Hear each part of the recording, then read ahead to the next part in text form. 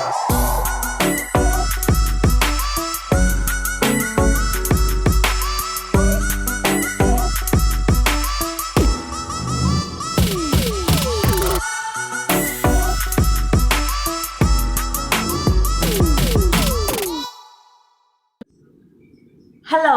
welcome to this episode of the HBM series.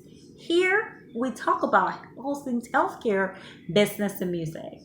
My name is Anita. Today we have a very exciting package, but first would like to say thank you to everybody who has watched, subscribed, sent in messages. We do appreciate you.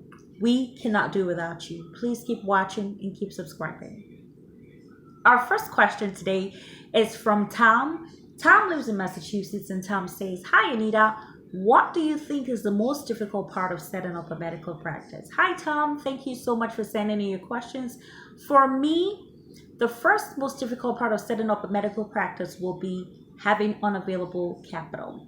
Now, we know that having available capital is crucial to running the business. Now, not to talk of not having enough capital to start a business. So that's difficult. So for me, if you know that you're going to be setting up a medical practice, you want to set up a medical practice, you should start saving money 4 or 5 years before you even think about setting up a medical practice. You shouldn't just, 1 year, whatever, now start to think of available capital and stuff. So for me, yes. The second part will be getting your loans approved. We know that's a wait time. You have to submit your business plan to 2-3 banks or more. And that's a wait time. So that can be frustrating. And that will be a challenging part of setting up a medical practice. Now, the third one, which is most common for me, will be overestimating the cost of things. Now, I get it. I know that setting up a medical practice is probably one of the most expensive businesses anyone it's very expensive to set up a medical practice. I get that. But instead of overestimating the cost of things, I'll say let's shoot up the startup cost so that you can cover for things that unexpected expenses or things that are very expensive and you didn't think they were going to be as expensive as they are or as they become, whatever the case might be. Because things also, get expensive every year. We have to put that into consideration. Having said that, we can shoot up startup costs to cover those things. In addition, I'd like to add that, we have to make educated forecasts or educated projections. Now, projections are not meant to be, accurate, but you can make an almost accurate projection.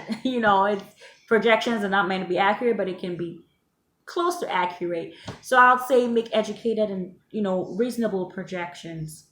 And so in addition to that, so that will help with, the whole stress of setting up a medical practice, because it's not for the faint at all. It's for the brave. Setting up a medical practice very well, skillfully, is for the brave. Trust me. So I do get it that it's stressful, but that does not mean we should overestimate the cost of things. So that will be that for me as far as that question goes. Tom, I hope I've been able to answer your questions. I do like to answer my questions as organically as possible, so I hope you're satisfied. Keep the questions coming. We do appreciate you. Our next question is going to be from Carrie. Carrie is from Wisconsin. And Carrie says, "Hi, Anita. I like your YouTube channel. How do you think COVID has impacted medical practices?" Hi, Carrie. Thank you so much. Well, for me, I feel that COVID has impacted medical practices because I'll focus on revenue now. Revenue for me because we cannot compare regular times to COVID times. Now, I do understand, I know that, telemedicine has picked up some, part of the slack or whatever, but we cannot compare regular times, the offices popping, people coming in and out, business is booming, people are going in and out. We cannot compare that to COVID times where, hours have been cut short, staff, it's not full staff and stuff. So definitely most practices. Now, disclaimer, I don't own a practice, neither do I run one right now, but I'm saying that, from just the news and everything, I know that, revenue, most medical practices would have experienced or may have experienced a decline in revenue. So yeah, that's my take on how COVID would have, impacted medical practice. And of course, work is affected. People are may have been, staff is not medical practice right now, not full staff, not even open at all. So all that, of course, would have impacted COVID-19. Thank you, Carrie, for sending your message. I do appreciate you. Please, guys, please watching, please subscribing, please send in those questions. Now, talking about COVID-19, we wanted to do something very interesting. We wanted to see what some families are doing in COVID, what they have to say about COVID-19, how they're staying safe, and more importantly, how they're wearing their mask. Let's watch. Hello, good day everyone. My name is Treasure Kalu. I'm a sales and marketing expert from Nigeria. I help corporate organizations and business owners increase their sales revenue so that they can consistently remain profitable in the marketplace. You can find more about me on my personal website, www.treasurekalu.com. Alright, so Anita has asked me to send a video of how I normally use my face mask. So I'm gonna do it, although it still feels awkward because all through my life I've never used a face mask before the pandemic, so it still feels awkward. Sometimes it gives me headache, but what do we do? So here's my face mask. All right. The surgical masks are not so readily available anymore in my location, so most of us have um, resorted to using the fabric type. So how do I put it on? I put the strap on one ear, the other ear, and then I pull and cover. I'm looking like a ninja. So I think you must cover your nose and your mouth, and as much as possible avoid touching the inner part of the mask. Okay. And then worthy of mention, if you are alone, like you are alone in your car and you're driving, I think is not necessary having the mask on. Is when you're about to interface with people, I think you should put it on. Come on, you need to still have some fresh air. So I hope this is good. Thank you, Anita. Well done. Good job. Hi, Benji. Hi, Mommy. What are we doing today? We're showing how I wear my mask. Okay, so why do we have to wear our mask? Because we don't want to get sick from the coronavirus. And we can't touch our eyes, nose, and mouth. And we have to stay 6 feet apart from people at all times. We need to disinfect, use hand sanitizer, and wash our hands so we eliminate any possible chance of getting coronavirus. Perfect. That's absolutely correct. Now show us how you wear your mask. So sometimes I wear it like this, but sometimes it gets loose.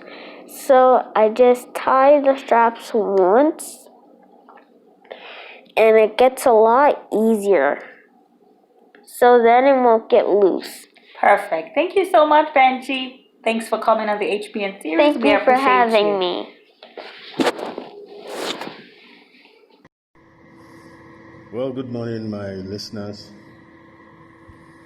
I want to seize this opportunity to first congratulate our frontliners, those that have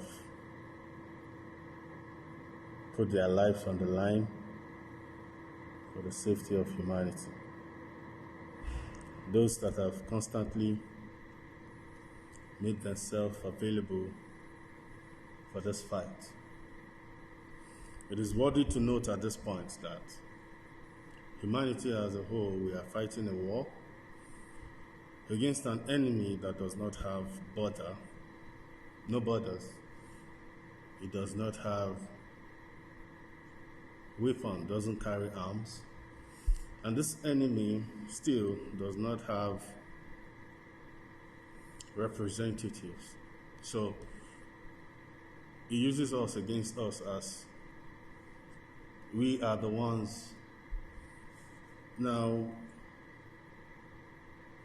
become its agents. We fight this battle for him. That's to tell you how deadly this enemy is. Again, as a human being, as a father, as a child, as a citizen of this great country, Nigeria, I want to pledge that I shall play my part at ensuring that I adhere to the strict rules of the NCDC and the CDC generally, and World Health Organization, to ensure that I am not an agent of spread.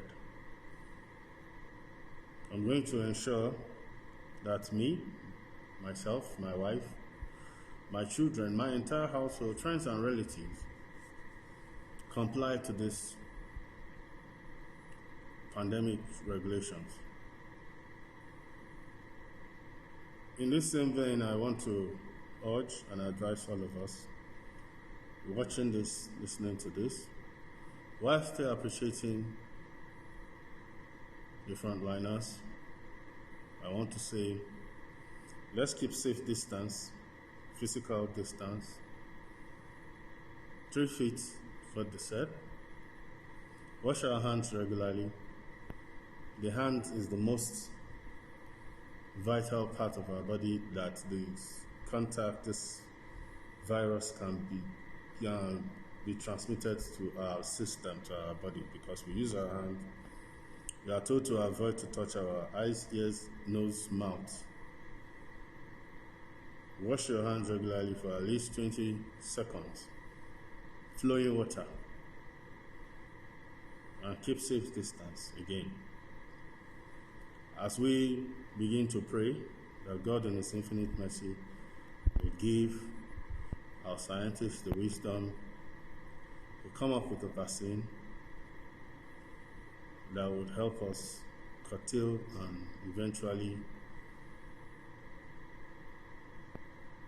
pass through this period. I know that it's biting very hard. I know that sometimes we might be urged to go outside. Please ensure that your face mask is on properly. Maintain physical distance. When you go out, when you come in, sanitize your hands, sanitize your car before you enter. Yes. So, my dear people, thank you for keenly listening to me. I'm sure a day will come, we will look back at 2020 and said it was a year that came with its call. And human, we survived it and we got the mark 2020. Thank you for viewing, thank you for listening, and I know that you would adhere to all that is being said concerning this. This is my personal broadcast, an address to the nation. And special thanks to the frontliners. Join me to thank them. Thank you. Welcome back. In this next slides, we will be showing the do's and the don'ts of wearing a fabric mask and the do's and the don'ts of wearing a medical mask according to the World Health Organization. According to the World Health Organization, we will be showing you the do's and the don'ts of wearing a fabric mask and the do's and the don'ts of wearing a medical mask. I know our family showed us how they do theirs. We're about to see the proper way of wearing the mask. Fabric or medical. It's been an awesome time talking to you guys and answering your questions. Please send in those questions. Please subscribe. Send in questions. We appreciate you. And as always, we definitely cannot do without you. Our quote for the week is, "A good laugh and a long sleep are the best cures in the doctor's book. I repeat, the quote for the week is a good laugh and a long sleep are the best cures in the world. I mean, the doctor's book, according to the doctors, that's, it's an Irish proverb. So thank you. We do appreciate you. Please keep watching. Please keep subscribing. And as always, courtesy reminder, great reminder, please be happy, be safe, and always, always keep hope alive. Thank you for watching. We'll see you next week. Have a great week, guys. Take care. So according to the WHO, this is the do of wearing a medical mask. According to the WHO, this is the don'ts of wearing a medical mask. According to the WHO, this is the do's of wearing a fabric mask. And according to the WHO, this is the don'ts of wearing a fabric mask.